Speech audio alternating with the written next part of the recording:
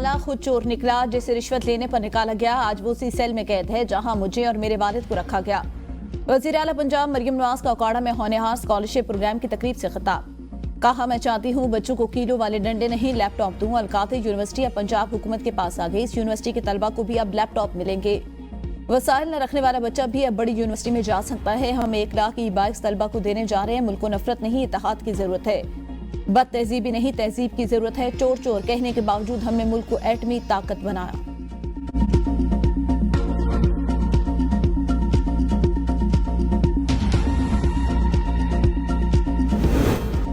190 million pound case में बानी PTI को 14 साल और बुशरा बीबी को 7 साल कैद की सजा।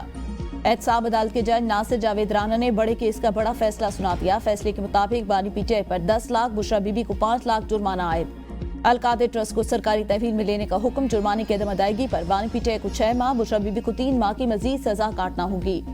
बुशरा बीबी कमरा अदालत से गिरफ्तार। केस के शरीक मुजरिम शहजाद अकबर, मलिक रियाज, अली रियाज मलिक, फरागोगी और जुल्फी बुखारी इश्तिहारी करार।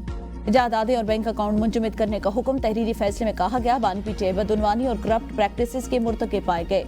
बुशरा बीबी पर जुर्म में मुआवनत का इल्जाम साबित होता है। वकला सफाई इस्तगासा की शहादतों को जुटला नहीं सके। बानी पीटीआई को नैब ऑर्डिनेंस 1999 के तहत मुजरिम करार दिया जाता है। एहतसाब अदालत के जज ने 190 मिलियन पाउंड का फैसला 18 दिसंबर को महफूज किया। 190 मिलियन पाउंड रेफरेंस का फैसला 3 मरतबा मुअख्खर किया गया।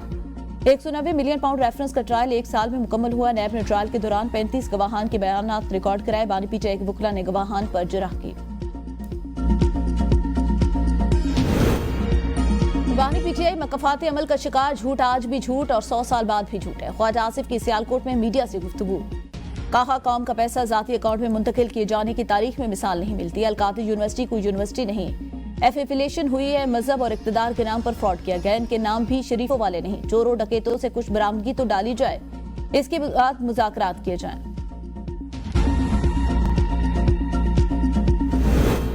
तहरीक इंसाफ का 190 मिलियन पाउंड केस का फैसला। हाईकोर्ट में चैलेंज करने का ऐलान। चेयरमैन पीटीआई बैरिस्टर गौहर कहते हैं, फैसले पर हमें कोई हैरानगी नहीं हुई। मतनाज़े फैसलों में एक और इजाफा। बानी पीटीआई कभी समझौता नहीं करेंगे। मुज़ाकरात जारी रहेंगे। हुकूमत के पास 7 दिन का वक्त है। कमीशन में पेशरफ नहीं होती तो फिर मुज़ाकरात नहीं होंगे। अपोजिशन लीडर उमर रजूब ने कहा, पाकिस्तान की जुडिशल तारीख में सियात दिन 190 मिलियन पाउंड पाकिस्तान के सुप्रीम कोर्ट में आया। बुशरा बीबी और बानी पीटीआई का इस पैसे से क्या ताल्लुक? सवाल तो हसन नवाज से पूछना चाहिए था कि वो ये पैसा बाहर कैसे लेकर गए। अल्लामा राजा नासिर अब्बास ने कहा, पाकिस्तान बुहरानों का शिकार और हमारे हुक्मरान बदतरीन खेल खेल रहे हैं। फैसला इंसाफ का कत्ल। पाकिस्तान के अवाम इस फैसले को रद्द करते हैं। शिबली फराज ने कहा, इस केस में जो चोर है वो बाहर फिर रहे हैं। इसमें सजा देना जुल्म और ज्यादती। अली मोहम्मद ने कहा, अफसोस इंसाफ का कत्ल हो गया, लेकिन याद रखना आखिरी जीत हक की होगी। महमूद अचकज़ई ने कहा, हम इस फैसले के खिलाफ पाकिस्तान के अवाम के पास जाएंगे। साहबजादा हमें रजा बोले, आज का फैसला हुकूमती टाउटों को पहले से पता था। बानी पीटीआई सुरखरू होकर जेल से बाहर आएगा। असद कैसर बोले, उनका ख्याल है इस किस्म के फैसले से हमारी तहरीक दबाएंगे। ये मुमकिन नहीं। शेख वकास अकरम ने कहा, अलकादे ट्रस्ट केस मनगढ़ंत और बेबुनियाद। बानी पीटीआई को फलाही कामों पर सजा दी जा रही है। इस फैसले को तारीख नहीं भूलेगी।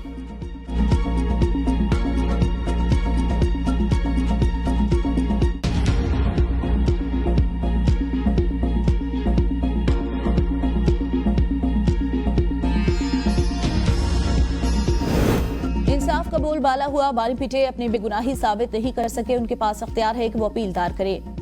ये जो मर्जी कार्ड खेले, इनकी राह फरार नहीं मिलेगी। विफाकी वज़रा आजम नज़ीर तारड़ की मीडिया से गुफ्तगू। आजम नज़ीर तारड़ ने कहा, 190 मिलियन पाउंड तारीख का सबसे बड़ा मेगा करप्शन स्कैंडल। ये ओपन एंड शट केस था। कौम को 80 अरब रुपए का टीका जाती फायदे के लिए लगाया गया।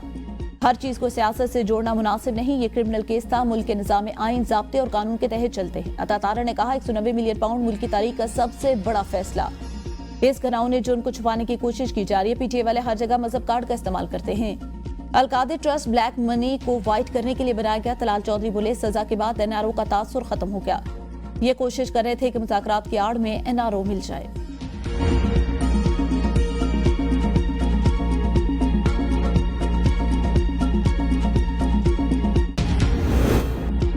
मैंने पहले ही कहा था, बानी पीटीआई को सजा होगी। इनको हाईकोर्ट में भी मायूसी होगी। फैसल बावडा का दावा। कहा, इन्होंने मुलाकात पर भी शादियाने बजाए थे। ये एक ओपन एंड शट केस है। इनकी उम्मीदों पर पानी फिरता रहेगा। उनका कहना था भी मुज़ाकरात का प्रोसेस भी रुक जाएगा।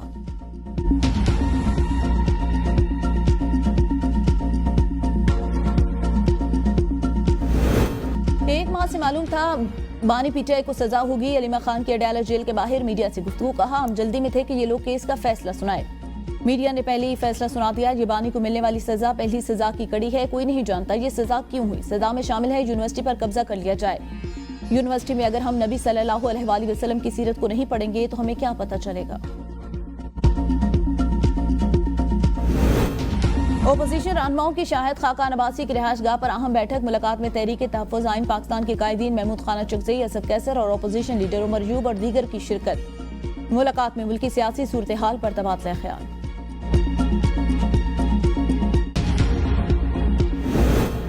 बानी पीटीआई की सजा के बाद ओपोजिशन अरकान का कौमी असम्बली में शदीद एहतजाज। पीटीआई अरकान एक बार फिर रोस्ट्रम ऐवान में पोस्टर ले आए। पोस्टर पर गोली क्यों चलाई और बानी को रिहा करो के अल्फाज दर्ज। पीटीआई अरकान की जानिब से ऊ की आवाजें। ऐवान में बदमज़गी। ऑपोजिशन की नारेबाजी से ऐवान मछली मंडी बन गया। पीटीआई अरकान ने डेस्क भी बजाए। शाज़िया मरी ने कहा पार्लियामेंट की बेतौकीरी करने वाले के हुजूम में स्पीकर साहब आप ऐवान को चला रहे हैं, काबिल तहसीन है।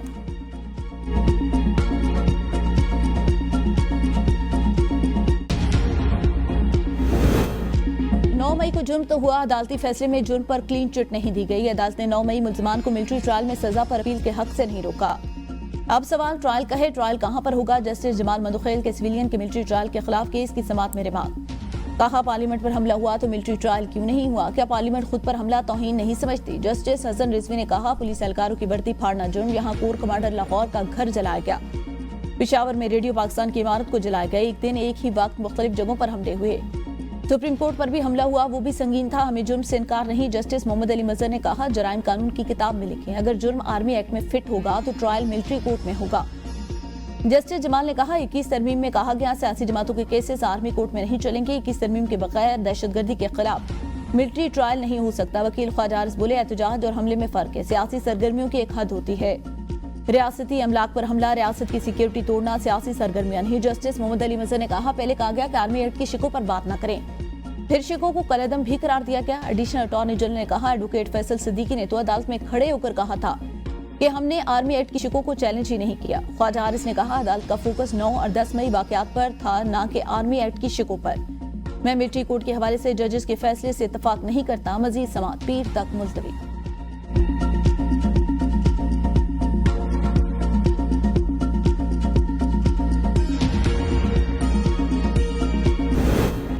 बुशरा बीबी का अडयाला जेल में तिबी मुआयना। बुशरा बीबी का मेडिकल चेकअप के बाद बायोमेट्रिक भी किया जाएगा। जेल सराय के मुताबिक जेल में तमाम कानूनी तकाजे मुकम्मल करने के बाद बानी पीटीआई की अहलिया बुशरा बीबी को खवातीन की बैरक्स में मुंतकिल किया जाएगा।